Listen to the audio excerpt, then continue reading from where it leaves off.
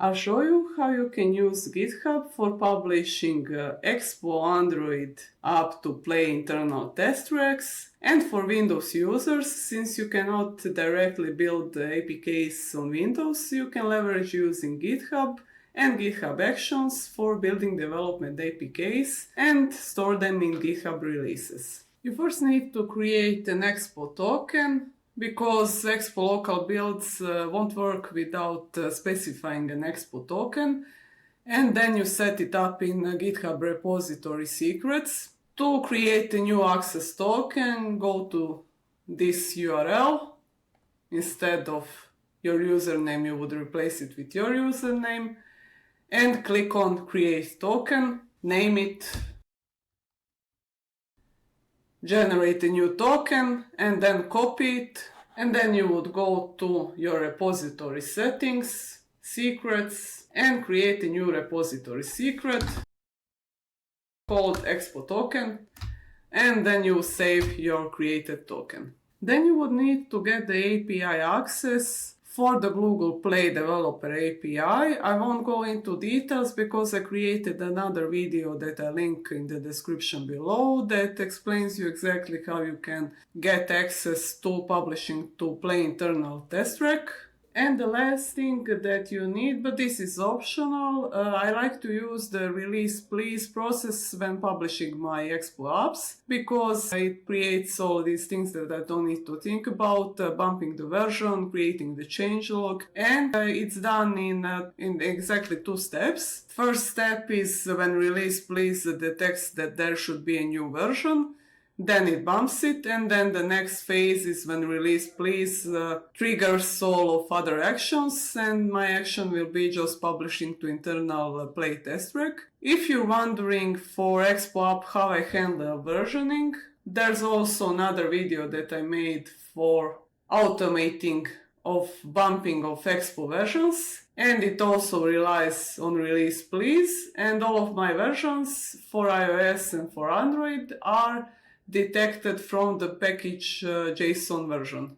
So I suggest if you're interested in that topic, you should also take a look at the video that I'll share in the description.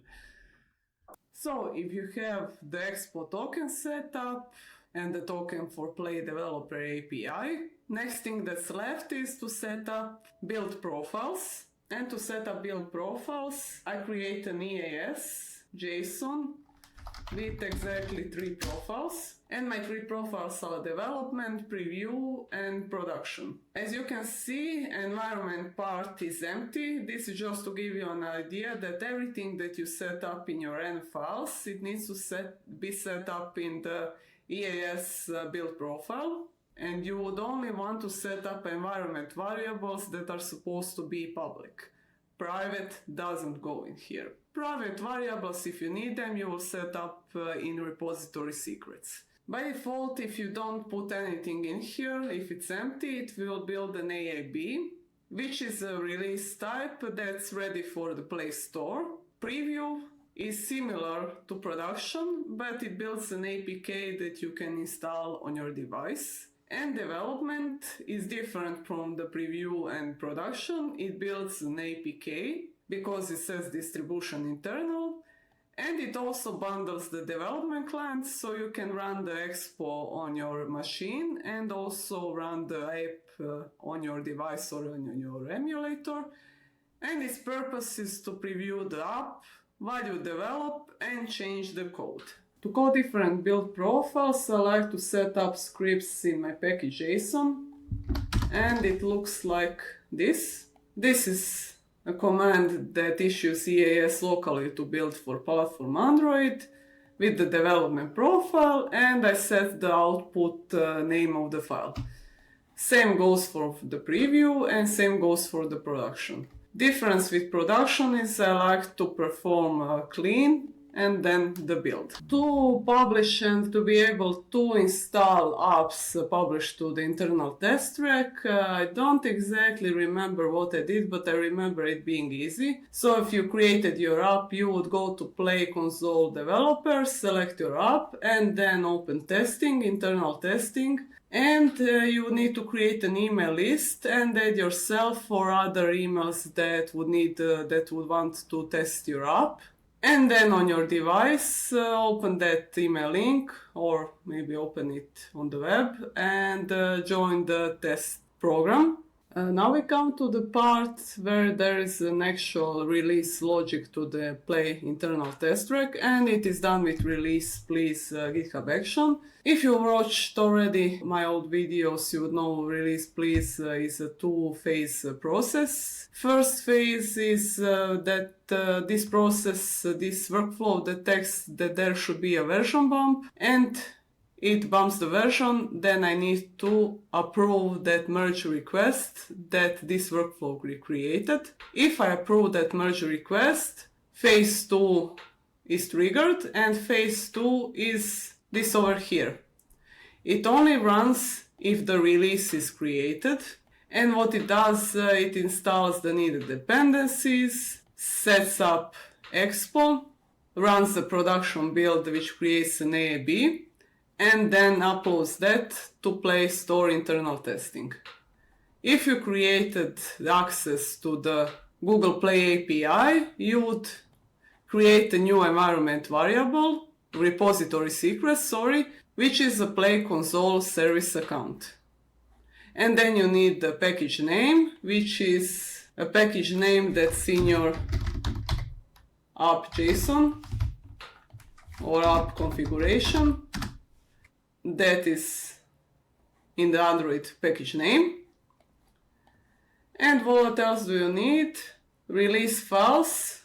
So this action over here created an AAB named app release. And what it does, it publishes to internal test track as a draft. And via draft, you don't need it. You can remove this if you want to publish right away, but I like to manually approve my internal test track publications. And this covers the release process to internal test track. But what if you don't want to bump a new version, you're only interested into development APK, or you don't want to build the APK on your machine? This workflow over here will build your development APK and publish to GitHub releases. What I usually do when I create multiple workflows, there are actions that are shared between different workflows.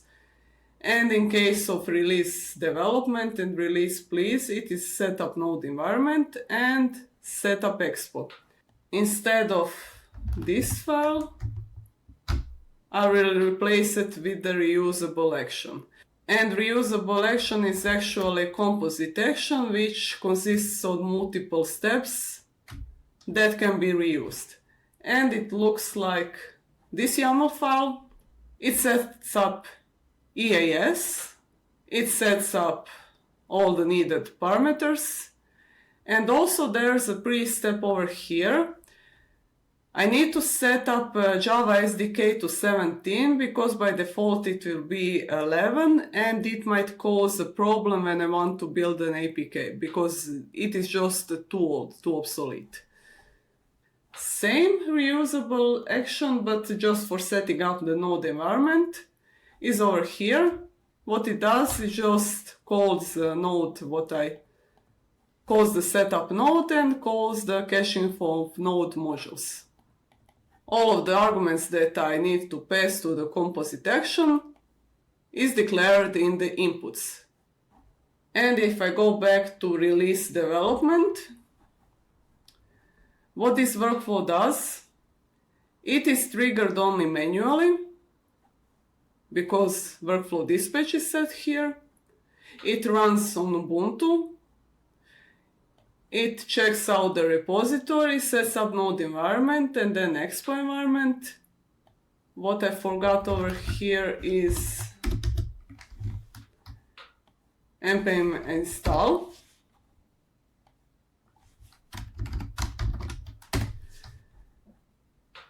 And what I do is run build Android development, which is just a script that runs build from profile development. it bundles the Expo development client.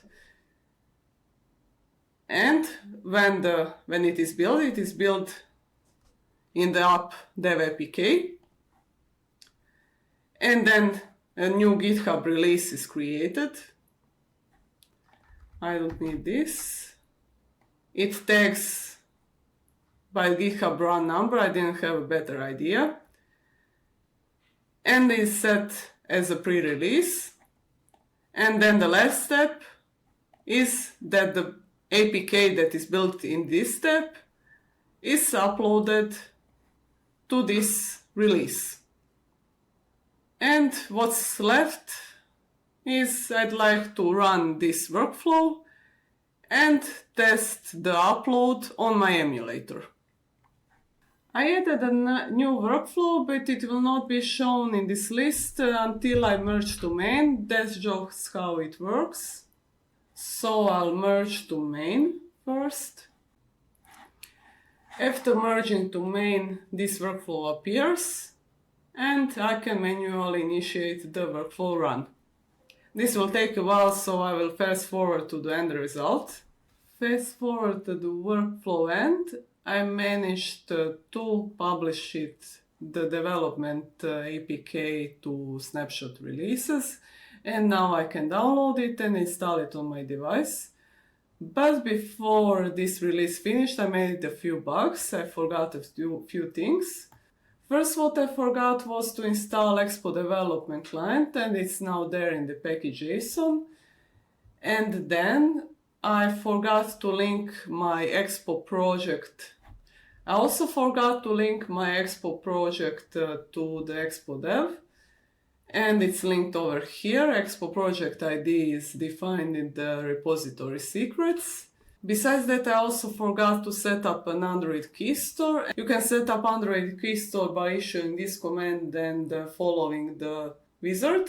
I also forgot to set up a permission for my GitHub workflow for read permission, and this is set up either in the workflow file or in settings, section, general, and then workflow permissions, read and write permissions. So either here or set it up in workflow. And those were my few mistakes, but luckily I managed to build it after several tries. And now I can download it. So what I want to do as a conclusion of this tutorial is install this APK on my emulator and see it running. And then I will download that file.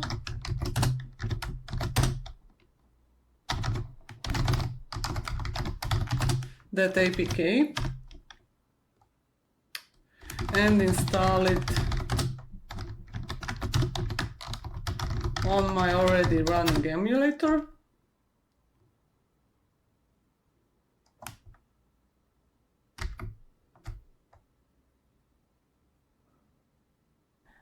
My app is installed. I downloaded it from GitHub releases, installed it, ran it. Everything is okay. You learned how to publish to internal test track, how to publish to GitHub releases, and thank you for watching this video. Bye!